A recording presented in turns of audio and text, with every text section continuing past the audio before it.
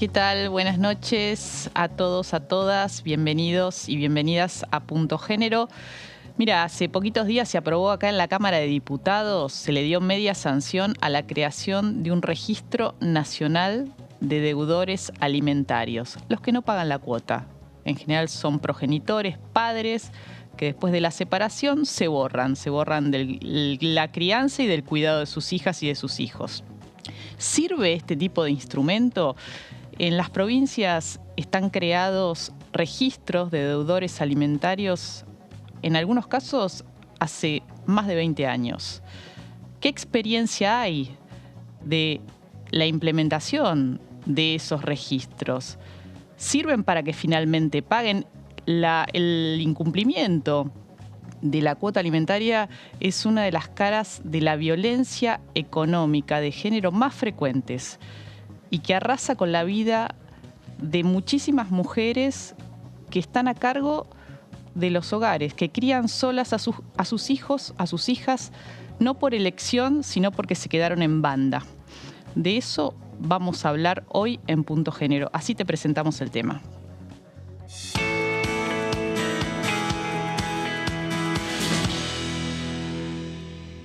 La Cámara de Diputados dio media sanción a un proyecto de ley que crea un registro nacional de deudores alimentarios. En Punto Género nos preguntamos si es la mejor solución al problema acuciante del no pago de la cuota alimentaria que se agravó durante la pandemia, cuando hay registros provinciales desde hace años y su existencia no ha mejorado el cumplimiento de esa obligación parental. Un reciente relevamiento realizado en la provincia de Buenos Aires, por ejemplo, mostró que el levantamiento anual de inscripciones ronda el 4%, lo que evidencia la baja efectividad de este tipo de herramientas para lograr el pago. Para inscribir al incumplidor, según el proyecto, tiene que haber sentencia firme del acuerdo judicial y el deudor debe adeudar 3 cuotas consecutivas o 5 alternadas. A veces, los incumplidores pagan salteado para no llegar a quedar expuestos para ser inscriptos, pero no se terminan de poner al día. Muchas mujeres desisten del reclamo judicial porque no tienen la posibilidad de pagar un patrocinio jurídico o se agotan en los laberintos de la justicia. También se encuentran con que los montos, por la inflación, les van quedando tan desactualizados que prefieren evitar el desgaste del reclamo constante. ¿Por qué en el Congreso no se intentan encontrar formas más creativas y efectivas de lograr que los padres paguen lo que les corresponde? ¿Cómo resolver este grave problema que reproduce la violencia económica de género? De eso vamos a hablar hoy en Punto Género.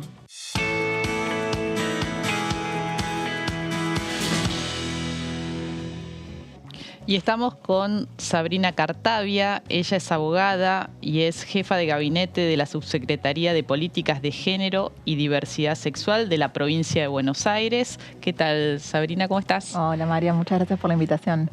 Sabrina coordinó un estudio que se hizo en este año en la provincia de Buenos Aires justamente para medir la magnitud de este problema a través de una encuesta que se hizo en los 135 municipios de la provincia que contestaron mujeres de los 135 municipios y además entrevistas a informantes clave. De eso vamos a hablar también ahora. Y estamos también con Karina Herrera.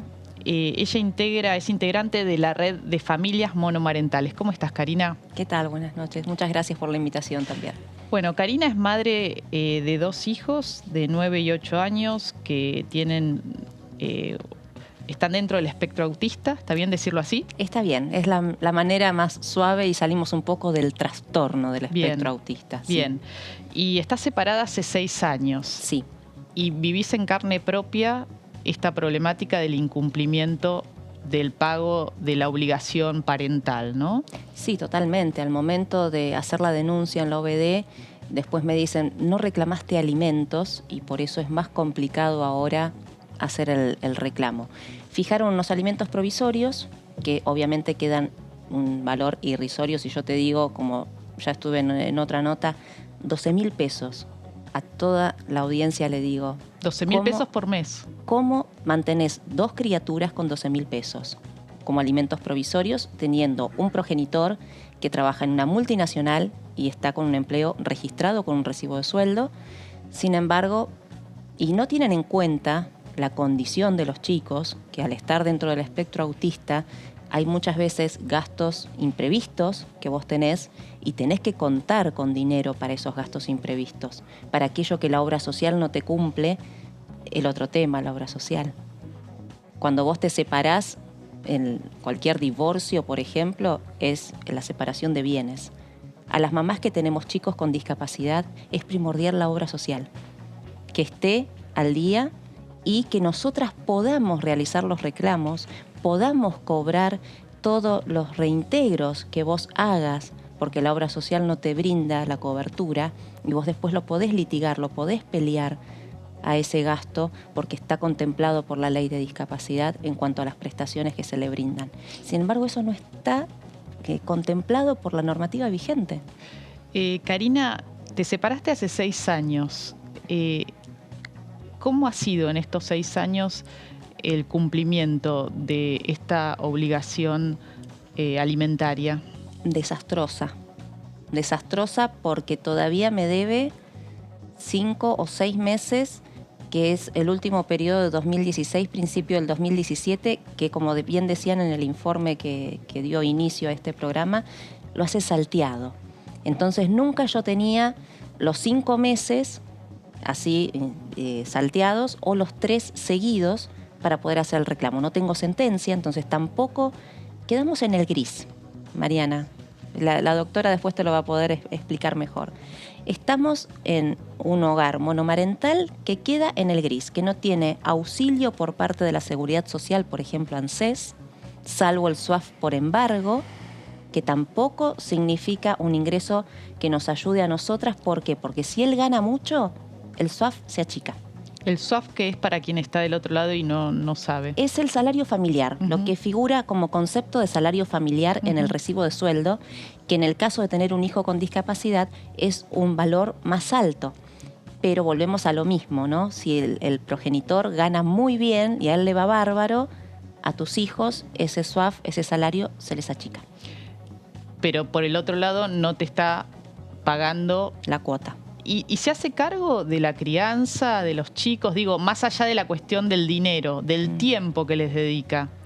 No hay tiempo porque en este caso hubo violencia hacia los niños y hacia mí. O sea, él se va excluido del hogar, ¿sí?, ante la denuncia en la OBD, y Santiago, que es el más grandecito, el que no habla, tiene TEA no verbal, un compromiso muy severo con respecto a su tratamiento, porque los primeros 2 años no tuvo el tratamiento como corresponde, era muy maltratado por él. El rechazo de lleno, tal es así que le decía salí, mogo, déjame en paz, auti, a una criatura de 3 años que fue fruto de una relación de pareja, de un hogar y del amor. Y que él siempre decía, yo lo voy a amar siempre, por más que tenga la condición que tenga. Cuando recibió el diagnóstico cambió totalmente y fue la etapa más negra del maltrato, que se inició con las señales de alarma de Santiago. ¿Y cómo te impacta a vos esta situación en lo personal? El no tener, por un lado, el pago de esta obligación parental, de la cuota, lo que uno habitualmente habla de la cuota alimentaria, y el hecho que no solo no está eso, sino que estás sola enfrentando una crianza con 2 hijos que tienen más complejidad por su propia condición, ¿no? Y como les contaba detrás de cámaras, termino con el certificado de discapacidad yo también, a raíz de tantos dolores que sufría, obviamente como consecuencia de las golpizas que recibí en su momento, el esfuerzo, porque con tener a 2 chicos en la etapa que estaban medicados, yo después decido y me informo de que había otras opciones a la medicación psiquiátrica en niños tan chiquitos. Tenían 2 y 3 años, después 3 y 4 años al momento de estar medicados. Crisis muy fuertes, poner mucho el cuerpo. Y hay un 90% de hogares de mamás como yo que tenemos hijos con discapacidad que estamos solas. que no tenemos ningún tipo de amparo, salvo la pensión no contributiva si estás prácticamente en situación de indigencia. No podés tener nada, entonces te otorgan, después de mucho tiempo, la pensión no contributiva. A mí me impacta en el momento de verme sola, yo no tengo más familia, y gracias a las redes, tenemos redes, las mamás que estamos solas. Esa contención la tenemos a través de lo virtual, pero las necesidades son muchas, las deudas nos tapan. Qué duro que es escucharte, ¿no? Porque por eso quería traer el tema, porque sabemos que el caso de Karina es uno en muchos, lamentablemente. ¿Cómo ves, Sabrina, ustedes que analizaron el funcionamiento del registro de deudores alimentarios en la provincia de Buenos Aires, que se le haya dado media sanción a este proyecto como una forma de solucionar o enfrentar la problemática? Bueno, tal como contaba Karina y veíamos en el tape anteriormente, vemos que en la cuestión de la obligación alimentaria hay dos grandes conflictos. Por un lado, el acceso a justicia y el poder tener en tiempo y forma una determinación del monto. Ese sería el primer problema. O sea, las mujeres pasan procesos que son muy largos, hay estrategias dilatorias que son completamente difundidas y una impotencia total por parte del Poder Judicial para ponerle un límite a esas estrategias dilatorias. A las mujeres las hacen cargar con toda la prueba de los gastos e incluso de los ingresos de sus exparejas, de los padres de los niños. Y una vez, si vos, digamos, vas por todo ese camino que nosotras lo calificamos como una carrera de obstáculos, porque verdaderamente, digamos, introducirte en un proceso judicial para el cobro y la determinación, primero determinación, después cobro de la obligación alimentaria, es una carrera de obstáculos para las mujeres. Y después, una vez que tenés una sentencia, empieza, digamos, la segunda carrera de obstáculos, que es por el cumplimiento de esa sentencia. Los jueces que hemos entrevistado nos decían, lo más difícil es hacer que cumplan una vez que hay sentencia. Nosotras iniciamos esta investigación porque sabíamos que esto era un problema para las mujeres de la provincia, pero bueno, en realidad es un problema para las mujeres de todo el país y te diría que de la región, porque esto es un problema que es cultural y es estructural.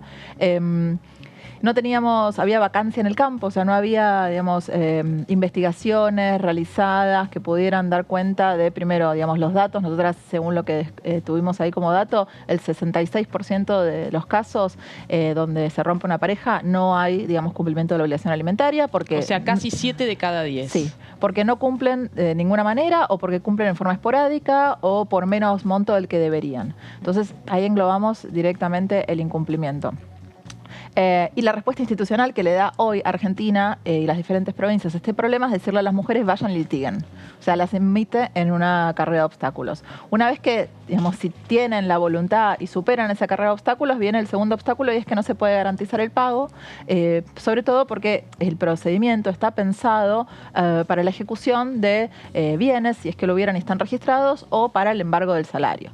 Pero sin embargo, digamos, hoy en día, con una creciente, digamos, informalidad de la economía, que muchas veces es elegida, muchas veces es producto de la vulnerabilidad social, o sea, personas que no pueden insertarse en el mercado formal del trabajo, pero hay muchas personas, por ejemplo, comerciantes, cuentapropistas, profesiones liberales, monotributistas, que eligen la informalidad primero para no tributar.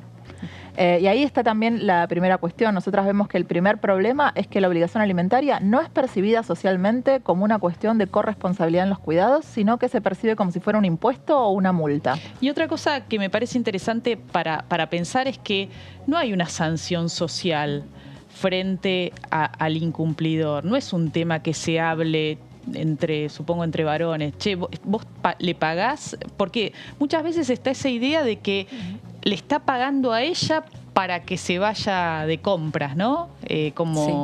Hay como una desinformación o un querer no entender lo que significa la crianza. Sí, no, y además, digamos, ahí pesan culturalmente dos cuestiones. Primero, esta ligazón que hay entre pensar que la obligación alimentaria está más ligada a un impuesto y que en la Argentina, digamos, no tributar o eludir las obligaciones tributarias está bien visto y es apañado, o sea, no es un conflicto social. Y por otro lado, la cuestión de la división sexual del trabajo. Seguimos pensando que las mujeres deben cuidar por amor, y lo hacen con mucho amor, pero el amor no llena la olla ni le compra zapatillas a los niños. ¿Y qué pasó? ¿Qué han visto en relación a la implementación del registro? Digo, ¿sirve esto como herramienta para empezar a pensar una solución más integral al problema? Bueno, ahí como yo te decía, o sea, en realidad si vos empezás por el registro, estás empezando por el final, porque el problema es el acceso a justicia. Entonces nosotros necesitamos generar un procedimiento, yo creo que eso hay que hacerlo a nivel de las provincias porque los códigos procesales son provinciales, donde por ejemplo podamos tener una determinación express de la cuota alimentaria basada en, hoy tenemos información pública, perfectamente se puede armar una canasta de cuidados y no hacer pasar a las mujeres por todo el conflicto. Eso te va a solucionar una parte del problema. Ahora bien, después vas a tener personas que, situaciones familiares, núcleos familiares que eso no les va a servir y van a tener que ir a prueba porque por las condiciones, digamos, de vida, si no sé, de repente tenés un nivel de vida más alto, quizás eso básico no te sirva, pero hoy en día sabemos que están regulando cuotas bajísimas. El Poder Judicial es, diría yo, muy sobreprotector de los varones que incumplen. De hecho, por ejemplo, estábamos todavía con las medidas cautelares y en la primera audiencia, la única audiencia que tuvimos, me lo tuve que cruzar, me descompuse al verlo. Porque volver a enfrentar a tu agresor cuando vos todavía estás débil, cuando vos recién estás empezando a hacer ese duelo y a tratar de ver qué vas a hacer con tu vida. Porque vos salvaste tu vida, salvaste la vida de tus hijos. Pero en ese momento te estás tratando de reconstruir como persona. Luego, en algún momento de tu vida, si podés, te vas a reconstruir como mujer. Te vas a empezar a tratar de embellecer y a verte linda frente al espejo. Pero esa reconstrucción lleva muchísimo tiempo y atención que vos se la tenés que estar sacando a tus hijos. Y ahí es donde vos decís, primero están ellos. Y sí, volvemos a lo mismo. Cuando hay una discapacidad, lo prioritario son los hijos, los tratamientos de los hijos, las necesidades de los hijos. Y nosotras aguantamos. Por eso yo tardé 6 años en obtener ese certificado de discapacidad, padeciendo los dolores que padezco. Las cervicales te dejan todos los brazos, las manos dormidas, te dan náuseas, te dan mareos, perdés la estabilidad. Imagínate si me pasa eso con mi hijo en la calle. Muy, muy difícil, ¿no? Muy difícil y pensar la necesidad de que haya soluciones efectivas, ¿no? Creo que ese es el punto por el cual traemos el tema. El registro de deudores alimentarios puede ser un paso, pero es un paso pequeño frente a la magnitud y a la dimensión y a la gravedad que tiene esta situación en la vida de tantas mujeres, niñeces y adolescencias, ¿no? Porque las mujeres son las que ponen el cuerpo, pero esto también repercute y es un derecho de los hijos y de las hijas. ¿Cómo crees que hay que seguir? Bueno, yo creo que nosotras desde la provincia de Buenos Aires hicimos esta investigación que está disponible en internet para cualquier persona que desee verla y no nos quedamos solamente en el diagnóstico. Nos parecía que el diagnóstico era fundamental para avanzar en propuestas concretas. Descubrimos que el problema es muy profundo, es muy complejo y como todo problema complejo requiere un abordaje múltiple. Requiere que los 3 poderes y los 3 niveles estatales, estoy hablando del poder legislativo, el judicial, el ejecutivo, así como digamos a nivel nacional, provincial y de gobiernos locales o municipios, se pongan a trabajar. Nosotras ahí dejamos más de 30 sugerencias para la acción, diferentes medidas que se pueden tomar. Hay muchas cosas para hacer. Esto no va a cambiar solo con una reforma legal. Son muchas reformas diferentes a nivel regulatorio, quizás por parte del Poder Ejecutivo, a nivel legal en el Legislativo.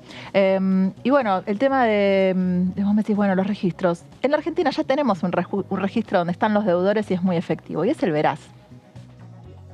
Entonces, me parece que quizás se puede explorar, nosotras estamos estudiando desde la provincia de Buenos Aires el tema de que es una regulación del Banco Central, digamos, quién entra en el Veraz y por qué. Entonces, si como sociedad ponemos el punto sobre esta cuestión, me parece que si hoy en día el Veraz funciona para cuando tenés una deuda en una tarjeta de crédito, también debiera funcionar, por ejemplo, cuando sos deudor alimentario.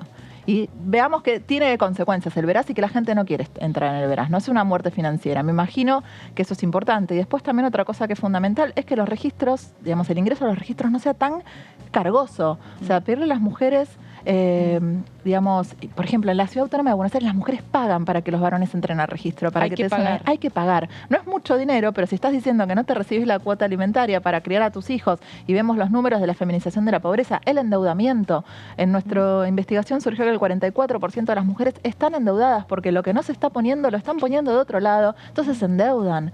Y todo lo que trae esto, o sea, es un problema estructural, porque acá también tenemos que pensar que, según la estadística del INDEC, el 50% de los niños de nuestro país hoy son pobres. Acá hay una incidencia clara del incumplimiento de la obligación alimentaria en esto. Bueno, muchas gracias Karina, muchas gracias Sabrina.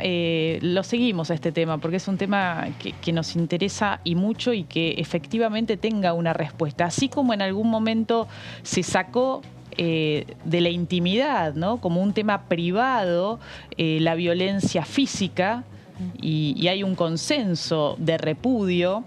Bueno, esto es otra forma de violencia por razones de género, ¿no? Y está definida en la ley incluso 26485 como violencia económica. Tenemos que llegar a dar respuestas efectivas para que cese, pero además lograr ese consenso de repudio que contribuya al cambio cultural para que progenitores que tengan que pagar lo hagan.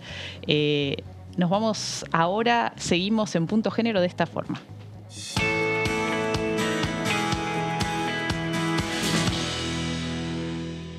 En el Día Internacional de Lucha contra los Abusos Sexuales en las Niñeces y Adolescencias, se realizaron en simultáneo acciones en varias ciudades del país. Bajo el hashtag Grito Global contra el Abuso Sexual, se busca poner fin al sistemático descreimiento y revictimización de quienes padecen este flagelo. En este contexto, el pasado viernes 18 de noviembre se realizaron diferentes actividades con un lema central: las niñeces no mienten. Un llamado a romper con el silencio y la complicidad adultocéntrica entre abusadores, y reclaman políticas públicas para la prevención, detección temprana y abordaje integral de las situaciones de abuso.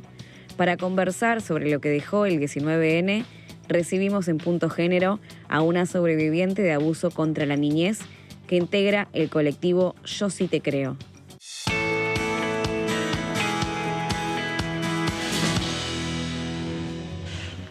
Y estamos con Victoria Acevedo. Ella sufrió abuso en su infancia y lucha para que su caso no prescriba, porque cuando llegó a denunciar, bueno, ya había pasado mucho tiempo.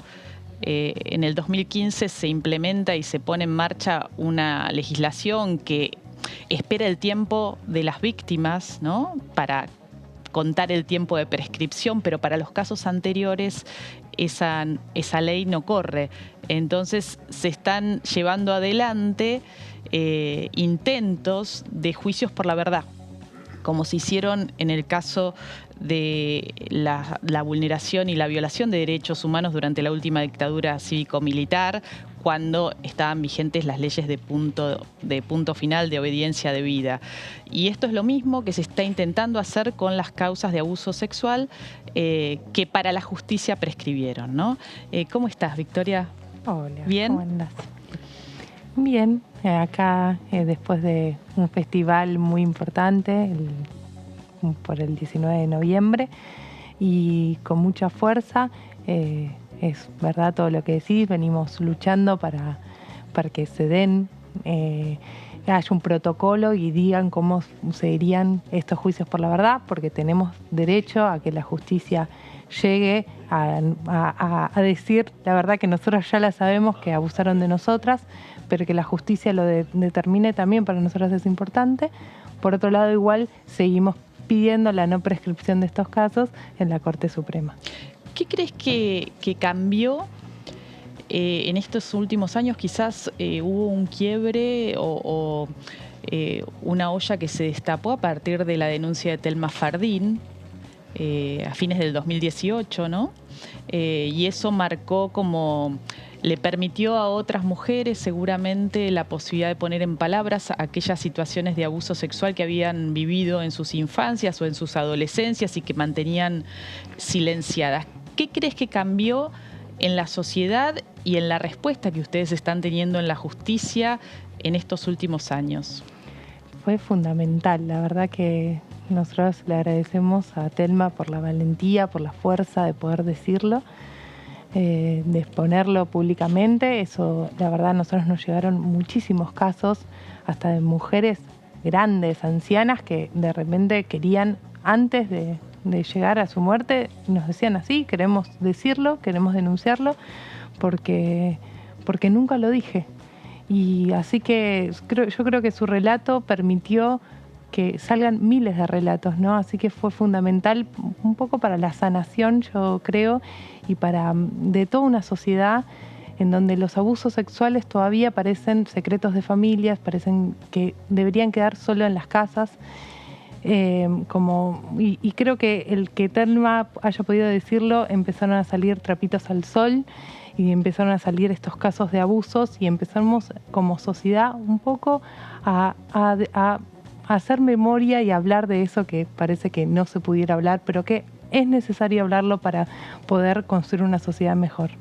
En la justicia también hubieron estas situaciones. Por ejemplo, nosotros creemos que gracias a todo el movimiento feminista realmente conseguimos que justamente nos den lugar al juicio por la verdad. El caso de mi hermana y mío fueron el primer juicio por la verdad, y realmente fue siempre en acompañamiento tanto de periodistas comprometidas como vos, como que justamente te reivindicás feminista, y con mucho feminismo que estuvo en la calle también acompañándonos, y creo que nos escucharon también por eso, ¿no? Y esto es importantísimo, que empiecen a dar lugar, aunque lamentablemente sabemos que en los casos actuales, o sea, las madres protectoras no lo están pasando muy bien, hay muchas revinculaciones forzadas, hay madres que están presas, y esto es una realidad que nos aterra. Vamos a aclarar, muchísimo. ¿no? Son madres que acompañan las denuncias que han hecho, o las manifestaciones donde han expresado sus hijas o sus hijos haber sufrido abuso sexual por parte de su progenitor, y cuando van a denunciar se encuentran con obstáculos, ¿no? Y frente a la obligación de revincular a sus hijas o a sus hijos con ese progenitor denunciado, es que se profugan, ¿no? o impiden ese contacto, y eso es lo que ha llevado en algunos casos a detenciones. Sí, la verdad que sí, es detenciones que realmente a nosotros nos preocupan, porque creo que cualquier madre, frente a esa situación de que tu hijo, hija, hije te está manifestando que la están abusando, lo primero que vas a hacer es cuidarla, y nos parece ridículo que, por ejemplo, en el caso de Gilda Morales hayan estado en una cárcel de máxima seguridad. Una madre por solamente escuchar a su hijo. También hablando un poco de la justicia y también del lugar que nos están dando también, empezamos este año a tener un lugar en la mesa, justamente acá en el Congreso, es la mesa de trabajo contra el abuso sexual infantil y juvenil, también acompañado por la diputada Macha. La verdad que nosotros, como el colectivo Yo Sí Te Creo, estamos participando. Nos parece importantísimo estos espacios, de que estén adentro del Congreso también, de que se estén hablando estos temas, y de esto decir, de esto sí se habla, de esto lo vamos a manifestar, y no vamos a seguir permitiendo que sigan abusando a las niñezas como una práctica sistemática, y tampoco vamos a seguir permitiendo que se los lleven con los abusadores a las niñeces cuando denuncian, cuando son tan fuertes y pueden denunciarlos, pueden decir eso que les está ocurriendo, que los hagan revinculaciones. Nos parece horroroso, y estamos haciendo esta mesa que creo que también unifica también el grito global que estamos también trabajando contra el abuso sexual. ¿Por qué crees que todavía existe esta naturalización del abuso en las infancias, en la sociedad, ¿no? Y en Argentina y en la región? Sí. Y creo que es una práctica que es sistemática, que viene de muchos años, que los varones creen que pueden tomar los cuerpos de las niñeces y de las mujeres para saciar su sexualidad, y que esto se da en el marco de un silencio colectivo, una sociedad que siempre quedó en silencio, porque como muchas generaciones en generaciones viene sucediendo, el silencio siempre fue la complicidad que tuvieron estos abusadores. Por eso creo que es una práctica sistemática, digamos. Bueno, muchas gracias, Victoria, por tu lucha, ¿no? y la de tantas mujeres que te lo agradecen. Muchas gracias, y gracias por siempre visibilizar El viernes estuvimos en el Congreso, para nosotros fue muy importante. Estuvieron habiendo actividades en todas las regiones, en todas las provincias. En 17 provincias hubieron este grito global contra el abuso sexual, que cada vez es mucho más grande y que estamos saliendo y estamos diciendo abuso sexual en las niñeces, en las adolescencias o en las adulteces, nunca más. Nosotras y nosotros nos vamos a la pausa. Ya volvemos con más Punto Género. No te vayas.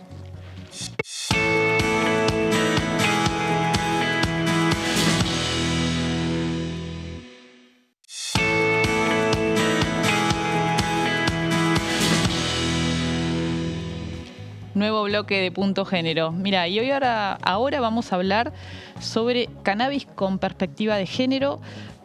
Acaba de publicar Victoria Vaca Paunero, que ella es defensora oficial criminal y correccional de Lomas de Zamora, este libro que justamente aborda la temática, la evolución legislativa, el estado de situación y desafíos desde una mirada feminista.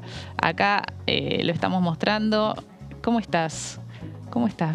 Bien, muy bien. Gracias por la invitación, Mariana. No, buenísimo que hayas sacado el libro, porque venís trabajando como defensora oficial en casos que tienen que ver con el cannabis, ¿no? Con el cultivo del cannabis, y en muchos de estos casos a quienes la justicia ha perseguido es a mujeres que tenían sus plantas para producir aceite medicinal, de uso medicinal, para ellas mismas o para otras personas, ¿no? Es así. Mi recorrido empieza en el 2017 justamente en un caso como este, de una cultivadora solidaria, usuaria de cannabis medicinal ella, y que además lo que producía además y donaba el aceite para personas con patologías realmente graves, personas con cáncer, con autismo severo, y fue denunciada por el vecino, básicamente que le dio la orden de no hacer una medianera y ella no lo obedeció.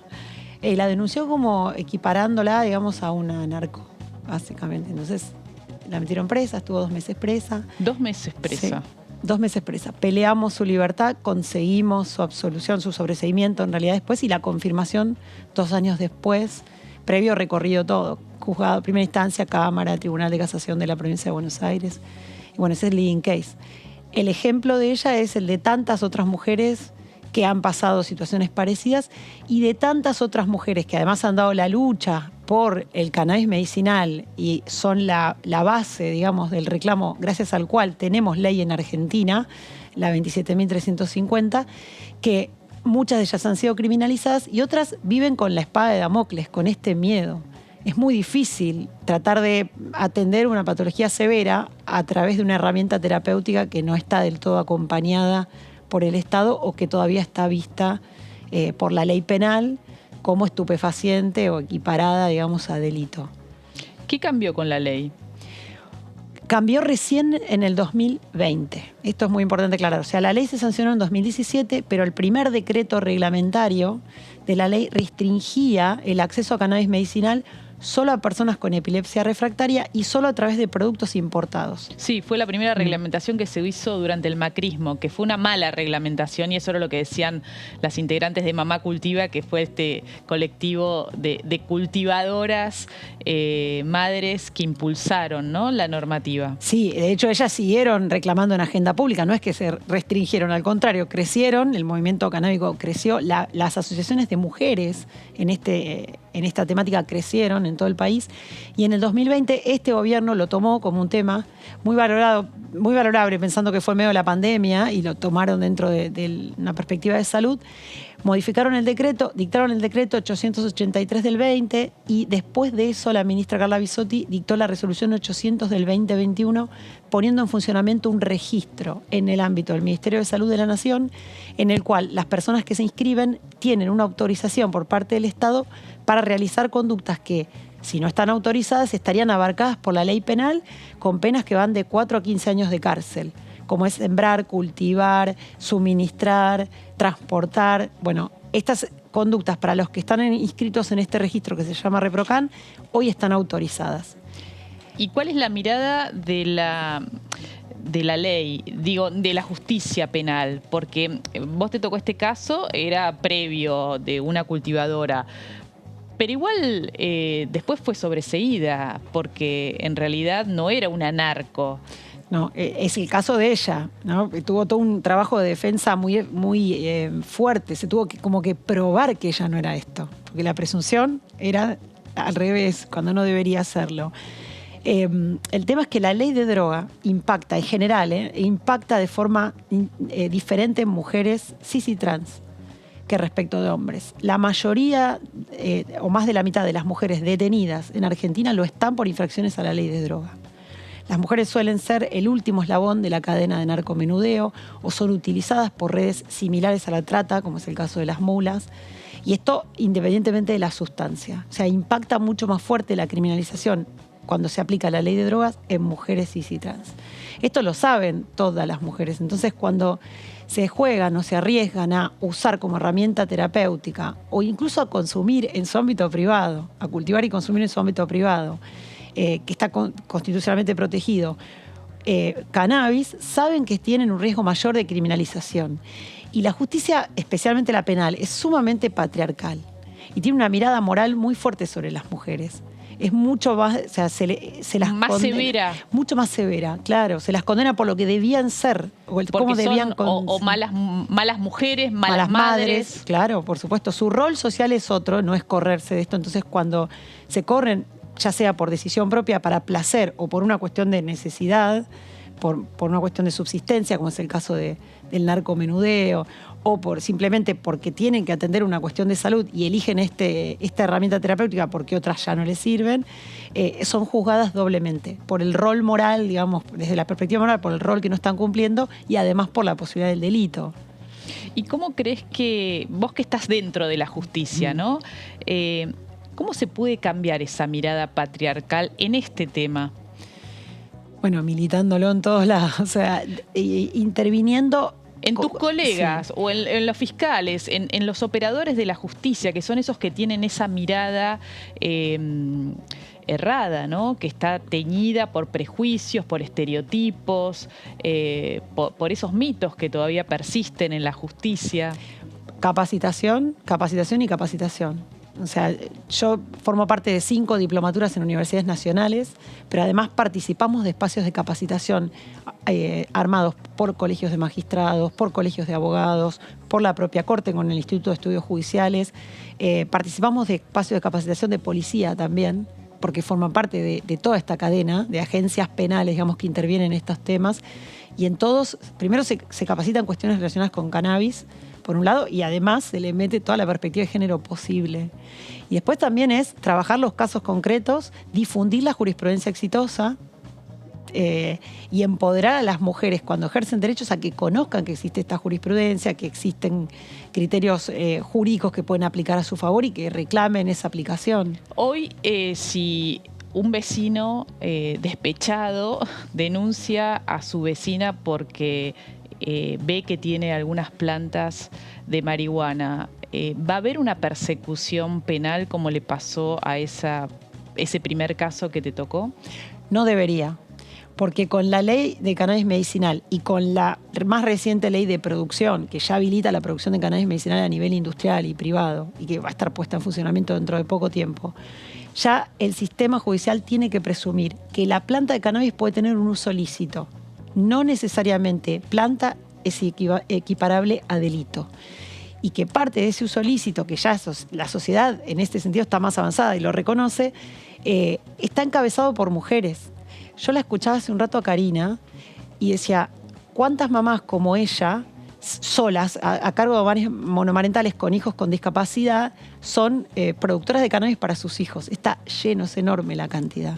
Bueno, la sociedad reconoce que esta legitimación del uso de cannabis en estas mamás y en esto, lo que falta es que el Poder Judicial se ponga a tono con esa legitimación social que ya existe. Bueno, tu libro va a venir muy bien para capacitar, ¿no? Para que se saquen ese moho que muchas veces tienen y que hace que el patriarcado se meta y perjudique la vida de muchas personas, pero sobre todo de las mujeres y de las disidencias sexuales. Cannabis con perspectiva de género, evolución legislativa, estado de situación y desafíos desde una mirada feminista. Mucha información, antecedentes, justificaciones y fundamentos para cambiar esta mirada. Muchas gracias. Gracias, Mariana, gracias por el espacio, y solo cerrar diciéndote que además hay muchas mujeres interviniendo en el movimiento canábico, empujando las reformas legislativas y las mejoras en todo sentido. Muchas mujeres somos protagonistas feministas, aparte. Ahí está. Seguimos en Punto Género. Cambiamos de tema. Ahora vamos a hablar de equidad en el deporte. Se aprobó, se le dio media sanción a un proyecto que apunta justamente a eso, a la igualdad y la paridad en el deporte, en relación a lo que sucede en las conducciones, en los clubes, en las comisiones directivas. Estamos en comunicación para hablar de este tema con la diputada Ana Carla Carrizo de Evolución Radical. ¿Qué tal? Buenas noches, diputada. ¿Cómo estás, Mariana? Te agradezco mucho el espacio, porque es un tema que obviamente lo queremos sostener y a ver si militar y a ver si logramos aprobarlo en el Senado. Contanos qué establece, porque en la sesión en la cual finalmente se aprobó, el PRO abandonó la sesión. ¿Estaba en contra de este proyecto? Sí, es muy curioso eso, porque la verdad que fue un proyecto, en realidad es el segundo dictamen que tenemos, dentro de todo lo que es la articulación feminista en la Cámara de Diputados, si bien no con la intensidad con la que hemos tenido intensidades más contundentes, los proyectos siguen. Y en 2020 hicimos un dictamen en la Comisión de Mujer con casi igual y con el mismo acuerdo, porque los proyectos que teníamos, y esto es un proyecto interpartidario, nos acompaña en esta movida desde el Frente de Todos Magalí Mastaler, que es una diputada muy joven, y estábamos en el tema de, obviamente, un poquito avanzar en todo lo que es la composición paritaria en la conducción de las asociaciones deportivas de todas las disciplinas, Mariana, ¿no? Porque esto no es solo fútbol. Pero lo dictaminamos en 2020 y ahí no llegó al recinto. Y este año sí, llegó al recinto y hemos tenido un acuerdo que no fuera solamente para, el modo en que se organiza el primer grado. Decimos primer grado es el nivel más básico, el club de fútbol, digamos. El club de barrio, ¿no? Los clubes de barrio. El club de barrio. Después se van organizando, tenemos como en todos los deportes, tenemos las federaciones y las federaciones nacionalizadas, como AFA. Justamente en un año del Mundial, nosotros habíamos coordinado con Magalí, nos salió muy bien, con el apoyo de todos, que yo iba a solicitar un cambio para incorporar también segundo y tercer grado, que se llama las federaciones y las federaciones nacionalizadas, AFA. Ahí es el espacio de poder. Y ahí algo ocurrió, se creó temor, no sabemos qué ocurrió, no contesta Mariana, pero algo que ingresó. Hubo algún apriete por ahí, unánime. Hubo alguna presión, algún lobby para que no saliera. Sonar, porque la verdad que tengo que decir que fue una articulación muy buena que hicimos con Magalí. Teníamos como una estrategia muy cuidada y como hicimos paridad, cuando hicimos en paridad fue una estrategia coordinada con mujeres. Pedimos alterar el orden del día, pero todavía ahí la plaza estaba llena. ¿Te acordás? Teníamos todavía un poco la luz potente en la plaza de Ni Una Menos. Veníamos 2015, 2016, 2017, logramos tener esa potencia social y nos cuidó y logramos sacar paridad, pero la implementamos en 2019. Esto fue algo parecido, un poquito más cuidado, pero igual tengo que decir que se quedaron un montón. Muchos tuvieron el coraje de avanzar y decir 4 cosas que con esto me interesa un poco que esté la audiencia clara. Primero, se empezó a correr el rumor de que estamos legislando sobre entidades privadas. No.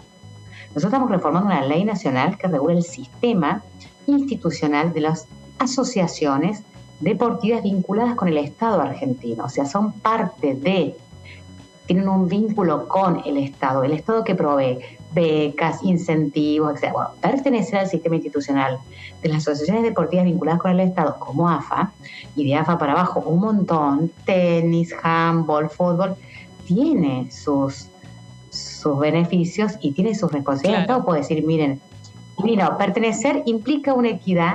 Claro. Las mujeres no solamente compiten, también pueden decidir. Decir que, primera cuestión, no regulamos en un ámbito privado, regulamos en un ámbito público, no estatal, bien, pero público. Segundo, ocurre en el mundo. En Francia ya tenemos el 40% en las comisiones directivas de las federaciones y en España también el 45%, y lo tenemos del 2015 y 2020, no es que es nuevo.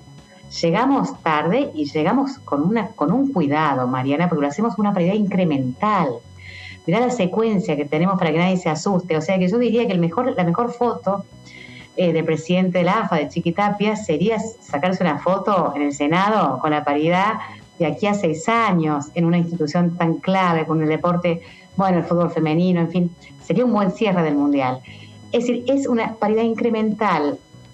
En los 3 primeros años que cumplen con la ley, hoy tiene el 20% para mujeres y jóvenes y no se cumple. Algunos clubes han superado incluso eso, pero tenemos el 20%. 2 años más, o sea, en 5 años el cupo y en 6, 7 años la paridad. O sea que encima el cupo serían 30%. Del 30, o sea, claro, y faltarían 3 años para eso. Incluso hay algunos clubes que más allá de la ley, que es un piso bajo hoy, que es el 20%, lo han superado. River ya tiene la composición de autoridad del 25%.